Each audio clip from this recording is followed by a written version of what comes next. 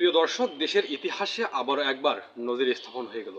মাত্র ২ মাস ১১ দিনের মধ্যে রায় ঘোষণা হয়ে গেল এবং সেই রায়ে সন্তুষ্ট অনেকে। প্রিয় দর্শক, আজ থেকে ২ মাস ১১ দিন আগে একটি পুরো বাংলাদেশ জুড়ে একটি আলোচিত এবং সমালোচিত ঘটনা হচ্ছে মাগুরার শিশু আসিয়া।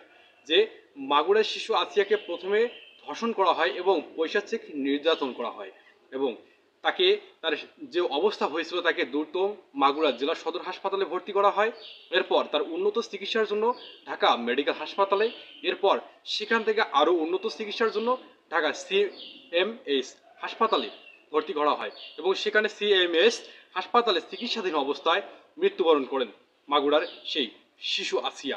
যে শিশু আসিয়া বোনের বাড়িতে বেড়াতে গিয়েছিলেন এবং সেখানে বেড়াতে গিয়ে ধর্ষণের শিকার হয়েছিলেন এবং অমানবিক নির্যাতনের শিকার হয়ে তাকে চিকিৎসাধীন অবস্থায় মৃত্যুবরণ করতে হয়েছে। এবং সে যখন মৃত্যুবরণ করে হাসপাতালে চিকিৎসাধীন অবস্থায়, তখন পুরো দেশ কিন্তু ক্ষোভে ফেটে পড়েছিল এবং সেই সাথে বিভিন্ন ধরনের স্কুল কলেজ যে শিক্ষার্থীরা রয়েছে তারাও কিন্তু তার বিচারের জন্য হচ্ছে যে তারা আন্দোলনে নেমেছিল।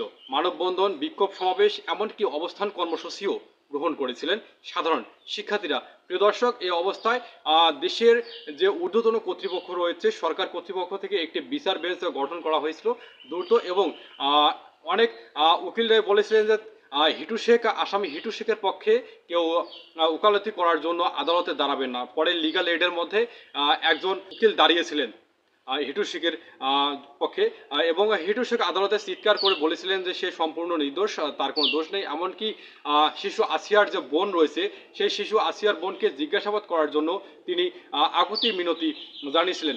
পরে একটি বিচার বেঞ্চ গঠন করা হয় মাত্র ২ মাস ১১ দিনের মধ্যে, তথা ২ মাস ১১ দিনের মধ্যে বিচার কার্যক্রম শেষ করা হয়। প্রিয় দর্শক, মাত্র ২১ দিনের মধ্যে আজ ১৭ই মে, আজকে ১৭ই মে কিন্তু হিটু শেখের তথা মামলা, যেটি শিশু আসিয়া ধর্ষণের, সেই শিশু আসিয়া ধর্ষণের কিন্তু আজকে মামলার রায় ঘোষণা করা হয়েছে এবং আজকে যে ৪ জন যে আসামি ছিল এর মধ্যে হিটু শেখকে মৃত্যুদণ্ড দেওয়া হয়েছে এবং বাকি ৩ জনকে বেকসুর খালাস প্রদান করা হয়েছে।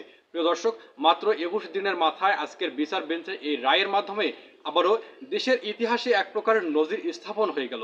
প্রিয় দর্শক, সেই নজির স্থাপনটি হচ্ছে যে কেউ ধর্ষণ করে, অমানবিক নির্যাতন করে এত সহজে কেউ পার পেয়ে যাবে না। কিন্তু তারপর শিশু আসিয়ার মা এই রায়ে অসন্তুষ্ট, কিন্তু পুরো দেশের সাধারণ যে সকল মানুষরা রয়েছেন অনেকেই এই রায়ে সন্তোষ প্রকাশ করেছেন এবং সন্তুষ্টি প্রকাশ করেছেন। তারা জানিয়েছে যদি এই রায় কার্যকর থাকে, যদি এই বিচার কার্যকর থাকে, তাহলে কেউ ধর্ষণ করবে না, এমনকি ধর্ষণের নাম করে কেউ অমানবিক নির্যাতন, ধর্ষণ সহ আর করবে না।